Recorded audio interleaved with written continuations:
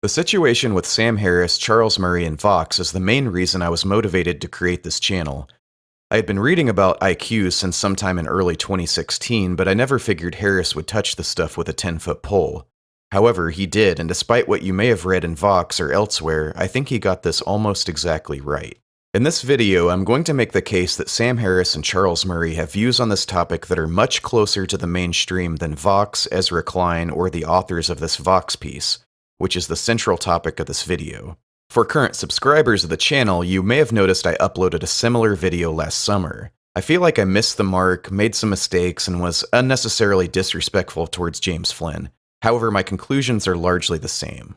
If you have no idea what I'm talking about, here's some background. In April 2017, Sam Harris had the co-author of The Bell Curve, Charles Murray, on his podcast. The podcast was titled Forbidden Knowledge. I would highly recommend listening to this podcast in full before continuing with this video. Anyway, considering current events, one would assume that the purpose of this podcast would be to discuss the treatment Charles Murray received at Middlebury College, where Murray was shouted down, prevented from speaking, and nearly physically attacked. His chaperone, a female faculty member who intended to challenge Murray on his ideas, was physically attacked, suffering a concussion and neck injury. Instead, much of the podcast was really about the Bell Curve, which Sam had just recently read in his preparation for the podcast. For better or worse, the Bell Curve is what Charles Murray is and will forever be known for, above all else. Sam Harris seemed to be shocked at how everything he's read about the book is, well, completely wrong. So much of the podcast seemed to be an effort to rehabilitate Murray's reputation in the eyes of the audience. One of the few things Ezra Klein was right about is that Sam Harris sees in Charles Murray what has happened to him for his own controversial stances on various topics, but to a far larger degree. For people disinclined to agree with Harris or Murray, this came off as quite a softball interview. However, for the section of the book dealing with ethnic differences in IQ, Sam did ask Murray more than once what the point of this is, and what good could possibly come from this kind of research. They did not spend much time discussing the policy recommendations of the book, which I rightly think can be separated from the discussion of the science. Aside from the usual suspects among Sam Harris critics, the biggest pushback against this podcast came from Vox in May 2017, with an article authored by Eric Turkheimer, Catherine Hardin, and Richard Nisbet titled, "Charles Murray is once again peddling junk science about race and IQ. Podcaster and author Sam Harris is the latest to fall for it." I would love to know who actually wrote the title to this piece. The article at one point states, "Some well-informed scientists hold views closer to Murray's than to ours." Not only that, but Turkheimer apologized for the title. Anyway, there were several responses to this piece, including substantive counter-arguments on the factual claims. Subsequently, Turkheimer et al. Respond to this response in a lengthy Vox piece. Fast forward to March of 2018, Sam Harris takes a jab at Ezra Klein, then editor-in-chief at Vox, on Twitter, so Ezra responds with an op-ed titled, "Sam Harris, Charles Murray, and the Allure of Race Science," subtitled, "This is not forbidden knowledge, it is America's most ancient justification for bigotry and racial inequality." As you might expect, Sam was not too happy about this. So Sam decided to publish a private email exchange he had last year with Ezra, feeling that Ezra was misrepresenting the nature of their email correspondence. In April of 2018, Sam Harris then vents his frustration about this in a podcast titled Extreme Housekeeping, and finally Sam and Ezra do a podcast together. So with that backstory out of the way, here's my perspective and an outline for this video. I intend to first fact-check the original and follow-up Vox pieces, and secondly, I will argue that the scientists in the Vox piece are not representing the mainstream of the scientific consensus on this matter. In addition, one of the authors, Eric Turkheimer, has made numerous public statements that clearly reveal he should not be trusted to engage these topics in an objective manner. Towards the end, I will cover the podcast between Ezra Klein and Sam Harris. So, in the Vox piece, the authors begin by laying out the premises they ascribe to Charles Murray. They rank these premises, mostly agreeing with the first premise, with decreasing levels of agreement down the list, and outright reject the final premise. These premises are: intelligence as measured by IQ tests is a meaningful construct that describes differences in cognitive ability among humans, that individual differences in intelligence are moderately heritable, that racial groups differ in their mean scores on IQ tests, that discoveries about genetic ancestry have validated commonly used racial groupings, and finally, that given the above to be true, it is natural to assume that differences in IQ scores are themselves at least partly genetic. The authors then go into detail for each of these premises. For the first, that IQ is a meaningful construct, they concede without much reservation. They admit G, the general intelligence factor, is a valid construct, but contest its biological reality. They next concede that twin studies show intelligence is heritable, and that indeed virtually all differences among humans are at least partly heritable. And of course, they point out that although height is 80 to 90% heritable, secular gains in height and IQ have been observed over the decades despite the high heritability of both of these. Next, they concede that yes, there are racial differences in IQ scores, but this fact does not imply that these differences are innate. Next, they give their take on the concept of race, basically stating that sociological notions of race crudely fit on top of a complex genetic framework of human evolutionary history. And finally, they address the premise that they reject entirely, genetic group differences in IQ. They plainly state that, quote, there is no reason at all to think that any significant portion of the IQ differences among socially defined racial groups is genetic in origin. They then lay out several supposed facts that, quote, Murray was not challenged to consider by Harris, although they are known to most experts in the field of intelligence. Let's examine these facts one at a time. The first fact is that the black-white IQ gap is decreasing and is now around 10 points rather than 15 points. This, quote, fact is something Richard Nesbitt likes to cite, using a paper from James Flynn and William Dickens from 2006. If I were a fact-checking website, I would rate this at mostly false. The Flynn and Dickens paper looked at IQ standardizations, where they give an IQ test to a representative sample of the population to determine how to score any individual that takes the test. Keep in mind, an IQ of 100 is simply the average score of a non-Hispanic white person. Since Black Americans take the standardization test as well, Flynn and Dickens used this data to construct a model that showed a narrowing of the black-white IQ gap of around 4 to 5 points between 1972 and 2002. However, this model is contested as well, since several IQ standardizations do not show this gap closing, nor do many proxies for IQ such as the SAT, ACT, GRE, and other college admission tests. However, you don't even need to get into that debate to show why Nisbet is wrong here. This figure of 10 points is not for adults, but rather children at age 12.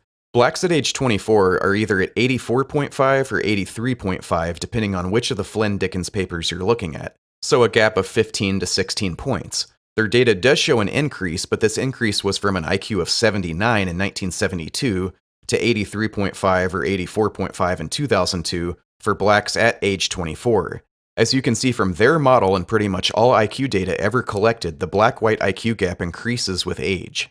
So ask yourself this question: what is more important, IQ at age 12 or IQ at age 24, which is relatively stable the rest of your entire adult life? To take Nisbet's logic, one wonders why he doesn't claim the IQ gap is only 4.5 points, which is the IQ gap at age 4 according to the Flynn-Dickens model. In the response to criticism, Nisbet directly references the Flynn-Dickens paper. In the original piece, he just states the 9.5 IQ gap figure with no source. He also references data from the NAEP or NAEP to show that the black-white gap in academic achievement has fallen quite dramatically over the years, and that converting a NAEP score to an IQ score shows a gap of something like 8 to 9 points for reading and 10 to 12 points for math. Overall, the latest data shows a black IQ of about 89 using NAEP data. I should emphasize again that academic achievement correlates with IQ to differing degrees, but this data should not be taken to be equivalent to an IQ score. What I find interesting about Nisbet's reference to the NAEP data is that he at least makes reference to the criticism that a narrowing of the gap for younger students should not necessarily be extrapolated to an equivalent narrowing for older students. This is due to the Wilson effect. The Wilson effect is a phenomenon that has been observed that IQ becomes more heritable with age. This means that IQ in children is much more susceptible to the environment, either good or bad, than it is later in life. However, despite mentioning the age differential implications for the NAEP, Nisbet still does not acknowledge that the Flynn-Dickens model, which uses actual IQ test data rather than just academic achievement data, shows a black-white IQ gap of more than 15 points, and that figure Nisbet references is only applicable to 12-year-olds. So you may be thinking that perhaps Nisbet didn't read the Flynn-Dickens study that well. On page 99 of Richard Nesbitt's book, Intelligence and How to Get It, he states the following. Quote, in fact, we know that IQ differences between black and white 12-year-olds has dropped to 9.5 points from 15 points in the last 30 years.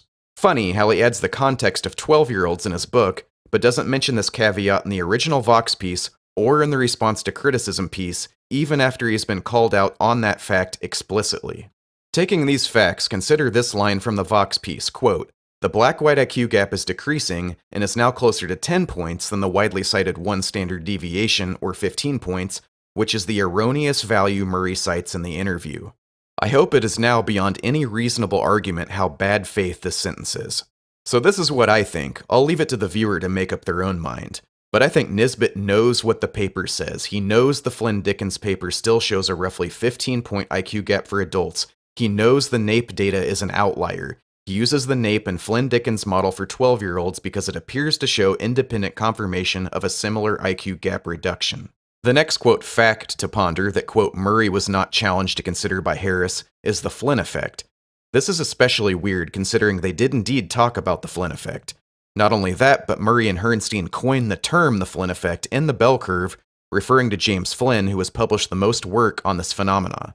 After numerous people pointed out how ridiculous this claim was, the article was edited to state, "Here, too briefly, are some facts to ponder, facts that were insufficiently addressed in the podcast or omitted entirely." For those of you who may not know what the Flynn effect is, several intelligence researchers observe that IQ standardizations show that IQ has been gradually rising throughout the Western world at about 3 IQ points per decade. This has resulted in an increase in IQ of about 18 points for all groups from 1948 to 2002. The cause of this is still very much an open question. Something gets better nutrition, or an increase in average years of schooling, or maybe reduction in childhood diseases or exposure to modern life and the emphasis on scientific thinking that comes with it. Whatever the cause, the effect seems to have stalled in recent decades. The Flynn effect is often cited as a possible explanation of the black-white IQ gap. If blacks have the same environment today as whites did 50 years ago, that could explain the 15-point gap. Sam Harris and Charles Murray discuss this very point. The authors of the Vox piece summarize the interaction of Murray and Harris as, quote, when asked about the Flynn effect by Harris, Murray responds with some hand-waving about G, a response that does not make the extraordinary fact about the Flynn effect go away. The problem is, Murray does not hand-wave about G here. He cites a paper by this researcher, I won't attempt to pronounce his name again, which uses multi-group confirmatory factor analysis to study the nature of the Flynn effect in comparison to the nature of the black-white IQ gap. Murray admits this analysis is beyond his level of understanding. The takeaway quote from the paper is, quote, it appears therefore that the nature of the Flynn effect is qualitatively different from the nature of the black-white differences in the United States. IQ gaps between cohorts do not teach us anything about IQ gaps between contemporary groups. To translate that into plain language, IQ gaps between cohorts is referring to IQ changes over time, people born in the 1970s compared to people born in the 1950s, for example. The phrase contemporary groups means the black versus white IQ gap. The analysis in this paper is in some sense a confirmation of what has been observed and hypothesized beforehand, but never before confirmed with such a sophisticated statistical model. There have been papers in the past using exploratory factor analysis or principal component analysis that show the black-white gap and the Flynn effect load on different factors, but these methods are far less rigorous than the procedure used in the cited paper. In summary, the Flynn effect is a phenomena that does indicate we still have much to learn about human intelligence and IQ. What exactly causes it is still unknown, so there is no clear way to leverage it to close the gaps between populations. It appears to be a rising tide that lifts all boats, and its factorial nature among IQ subtests indicates that there is a fundamental difference between the Flynn effect and the black-white IQ gap. Even James Flynn himself does not support the notion that the Flynn effect itself has anything to do with the black-white IQ gap. We'll get to that later in the video. The third of these facts cited by the authors is that adoption from a poor home to a good one can increase IQ 12 to 18 points. This appears to be a result from this meta-analysis. The authors include this to counter Murray's assertion that it is hard to raise the IQ of disadvantaged children. Without listening to the podcast again, I'm not sure how much context was provided in this conversation. However, Murray's position, as stated in the bell curve, is that adoption is the only proven method to raise IQ that persists into adulthood. The adulthood part is important because there have been many efforts to systematically raise IQ that are successful in children, but these effects inevitably fade out by adolescence or adulthood.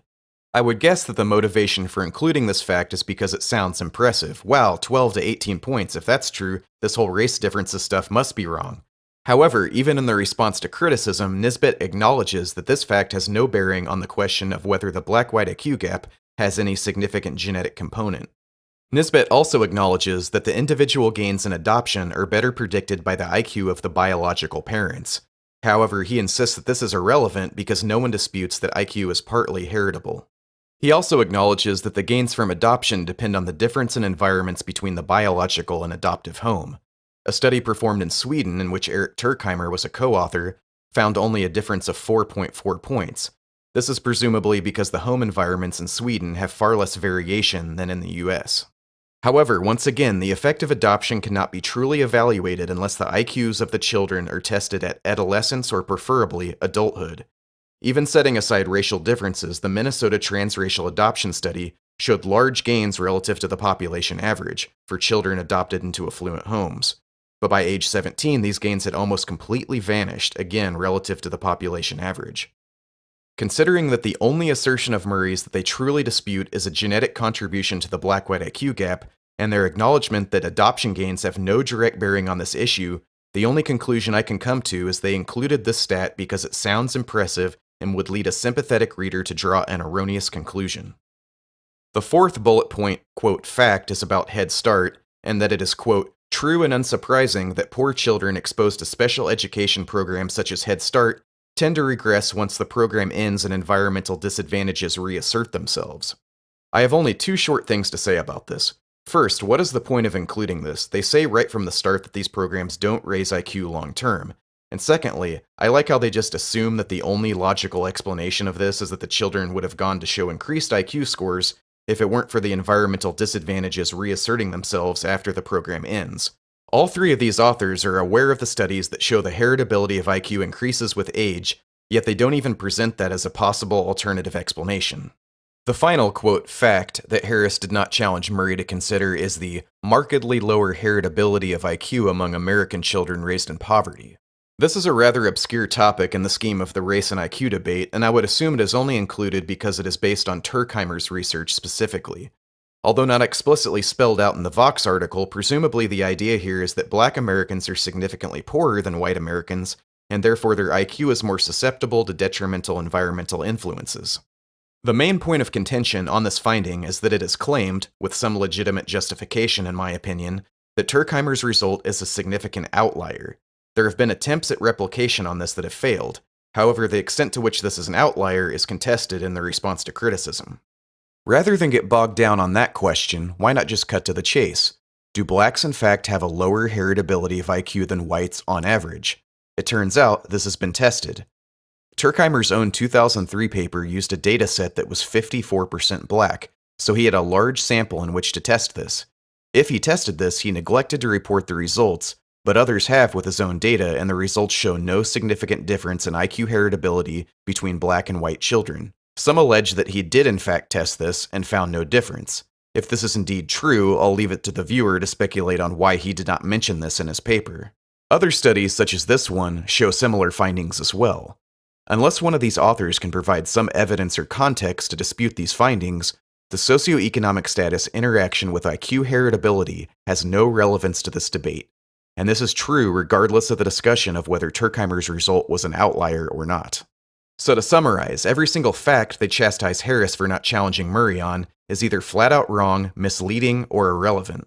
The gap is now 10 points instead of 15, wrong based on their own citations. The Flynn effect, they did talk about this, and the best analysis shows no relevance to the black-white IQ gap. Adoption raising IQ 12 to 18 points, misleading unless tested in adulthood. Murray acknowledges adoption has a permanent effect, however Nisbet admits no relevance to the black-white IQ gap. Head Start, proven to not raise IQ, so irrelevant. Heritability of IQ lower in poor children, irrelevant because blacks show similar IQ heritability compared to whites. Towards the end of the article is where the facts stop and the finger-wagging begins. I can say with near certainty that the last two sections of the article were written by Turkheimer, the reason for which will become evident in a moment. With Turkheimer, I can't decide whether to thank him for being so forthright about his ideology on this topic, or get extremely irritated that a well-respected scientist would say such unscientific things. Turkheimer makes it quite clear that he believes the burden of proof on this topic specifically should be higher than on other scientific questions, purely for ideological reasons. This section of the Vox piece begins with, quote, "It is never a good thing to make poorly justified scientific claims. When it comes to race and IQ, doing so is toxic." You might be thinking, okay, well, that isn't so bad. However, Turkheimer has a long history of writing unscientific things with regard to this topic. Let's take a look at a few. This is from Turkheimer's review of the IQ Controversy, The Media and Public Policy by Mark Snyderman and Stanley Rothman. This is an excellent book, by the way, to establish what the scientific consensus was on these topics back in the 1980s. The consensus hasn't really changed much since then, so this isn't as dated as you might think. Anyway, to quote Turkheimer, "If it is ever documented conclusively, the genetic inferiority of a race on a trait as important as intelligence will rank with the atomic bomb as the most destructive scientific discovery in human history. The correct conclusion is to withhold judgment." So, this is literally forbidden knowledge, according to Turkheimer. These next quotes come from a series of articles that Cato Unbound published in 2007 as a part of discussion with other researchers including James Flynn and Linda Gottfredson. Quote, "The important questions about the role of genetics in explanation of racial differences in ability are not empirical, but theoretical and philosophical. And when the theoretical questions are properly understood, proponents of race science, while entitled to their freedom of inquiry and expression, deserve the vigorous disapprobation they often receive." So, I think that's quite telling. He doesn't even believe the question is open to empirical study, and that the people that do study it should be condemned. From the same article, quote, "No reasonable person would be offended by the observation that African people have curlier hair than the Chinese, but we can recognize a contention that Chinese people are genetically predisposed to be better table tennis players than Africans as silly, and the contention that they are smarter than Africans as ugly, because it is a matter of ethical principle that individual and cultural accomplishment is not tied to the genes in the same way as the appearance of our hair. It is a matter of ethical principle. The last time I checked, ethical principle does not enter into the equation when evaluating data, but maybe that's my personal failing." Hopefully these quotes give you some idea of who you are dealing with in these articles. When dealing with somebody coming at this question from such a morally condemning point of view, one has to wonder why he even bothers to present any data to counter Murray. Considering the quality of their counter-arguments, these facts are only a pretense for their true motivation. This is what Sam Harris means when he claims people are pretending to believe bad arguments, and he's right. So that's about all I have to say about the Vox article. However, the story doesn't end there. There were a few things that need addressing in the Ezra Klein Sam Harris podcast. One thing worth mentioning here is Ezra Klein's response when Sam Harris brings up the article written by Richard Heyer that was in response to the Turkheimer et al. Piece in Vox. Do you want a quick answer on why we didn't publish Heyer? Sure. So during this, and people heard your explanation at the beginning, but we published a Vox piece. The Vox authors were getting a lot of criticism from you and others, which is, it's reasonable to debate. During this, you were emailing me and you'd publicly challenge me to a debate. If you had emailed me, number one, there's no guaranteed response from somebody's handpicked expert. And I mean, that's not how the New York Times op-ed page works or the Washington Post or anything, but it's a reasonable ask to make. If you had come to me and you had said, "Hey, look, I don't think this piece was fair to me. I think, this guy Heyer wants to write something. Let take a look at it." I might have been open to that. But what you did was you came to me and you said, "Let's debate." And I had agreed to do it. And not only that, I'd agreed to release the debate to Vox. So people were going to hear you defend your position. Now you were backing off of that and demanding instead that I publish a handpicked expert. And that's just not the way this works. It wasn't handpicked.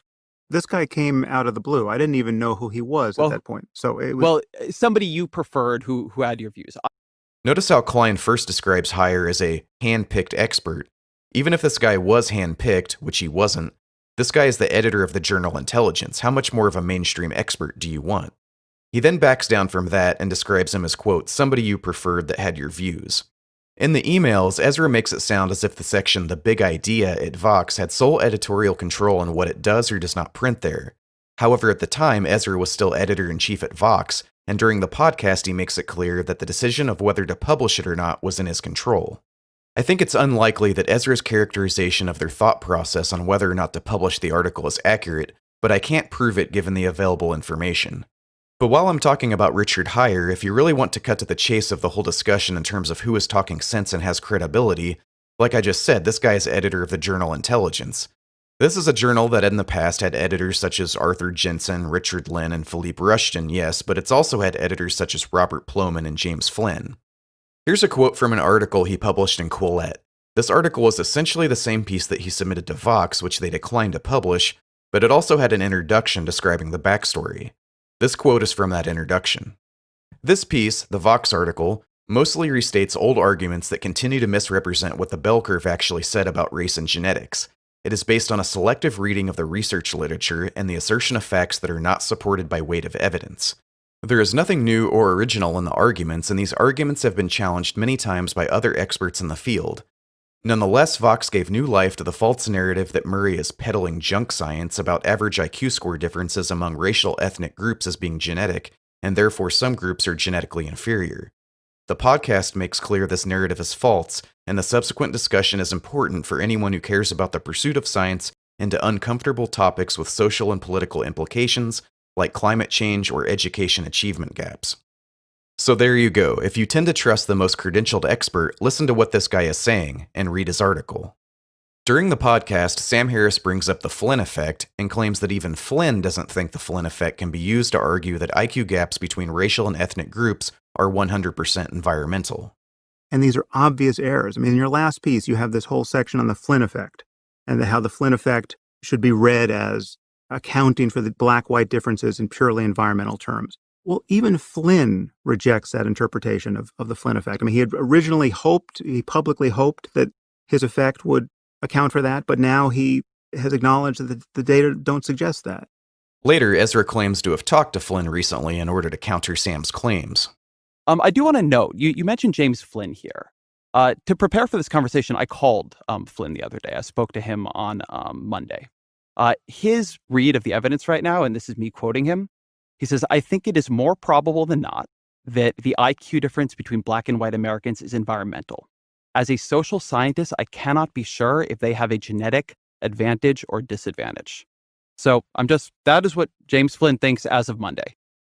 Ezra seems to think that this is just some massive refutation of Sam's point. However, Sam is right. Flynn does indeed believe that the black-white IQ gap is purely environmental, but he doesn't believe it's due to the Flynn effect per se. The reason this matters is because Turkheimer et al. Cite the Flynn effect itself as something Harris did not sufficiently challenge Murray on. What James Flynn really thinks is going on is explained in his 2008 book, What is Intelligence? Beyond the Flynn Effect. It's based on a gene-environment interaction model. Here's a good blog post that describes it if you're interested, link in the description. So I'm going to provide you a few quotes from James Flynn's writings that I believe probably inform Sam Harris's position on Flynn in regards to the utility of the Flynn effect. This quote is from Flynn's 2008 book. "There are two messages. The first is familiar. You cannot dismiss black gains on whites just because they do not tally with the G-loadings of subtests. But the second is new and unexpected. The brute fact that black gains on whites do not tally with G-loadings tells us something about the causes. The causes of the black gains are like hearing aids. They do cut the cognitive gap, but they are not eliminating the root causes." Also, from one of Flynn's papers titled The Flynn Effect and Flynn's Paradox, quote, "The magnitude of white-black IQ differences on Wechsler subtests at any given time is correlated with the G-loadings of the subtests. The magnitude of IQ gains over time on subtests is not usually so correlated. The causes of the two phenomena are not the same." In both of these quotes, he is admitting that whatever the cause of the black-white IQ gap is, and whatever the cause of the Flynn effect is, the evidence seems to indicate that the two are unrelated. Therefore, it follows that it is highly unlikely that the cause of comparatively lower IQ in blacks is because they have the same environment today as whites did 50 years ago. And that is the basic claim that has been made about the Flynn effect for decades by guys like Nisbet, but that is not an argument that Flynn himself has made for quite some time, if ever. One segment of the podcast I found particularly annoying was Ezra's complete failure to grasp the concept of identity politics, and claiming that Sam is unaware of his own identity politics. Sam may be engaging in a kind of socio-political tribalism, but that is plainly not what is typically meant by identity politics. Identity politics is when you base your political worldview based on your race, gender, sexual preference, etc. I do think Ezra may have a point on Sam being a member of the anti-racism tribe. I think he may be getting at something there, but his charge of identity politics is just dumb.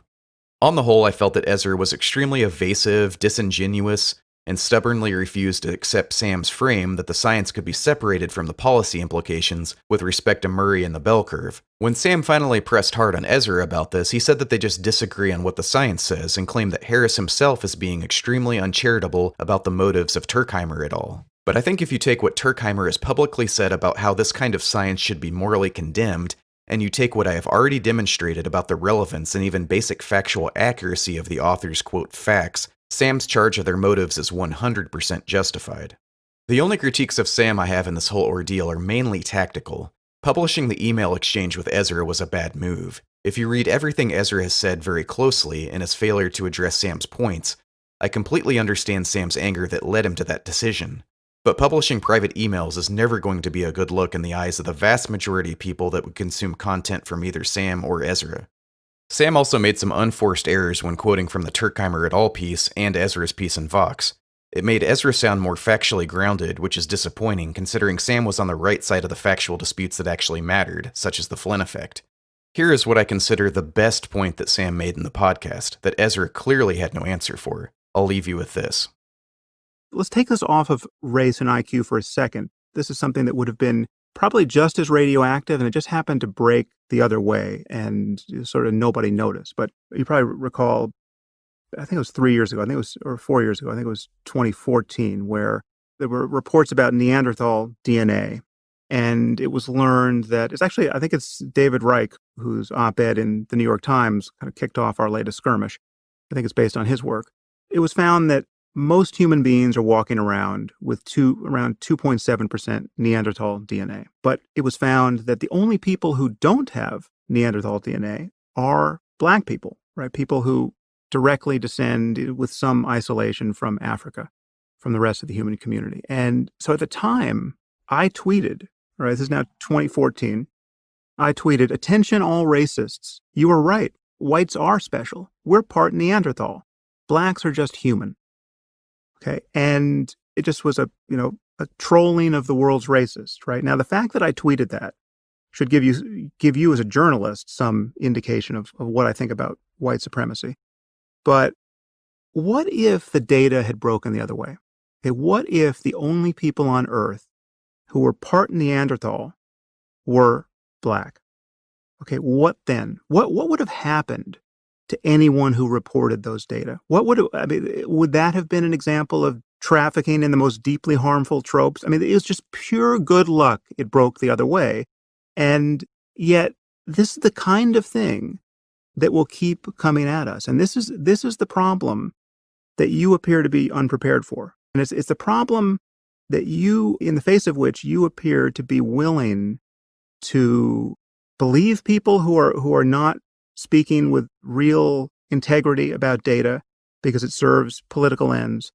And you appear to be willing to help destroy people's reputations who take the other side of these conversations.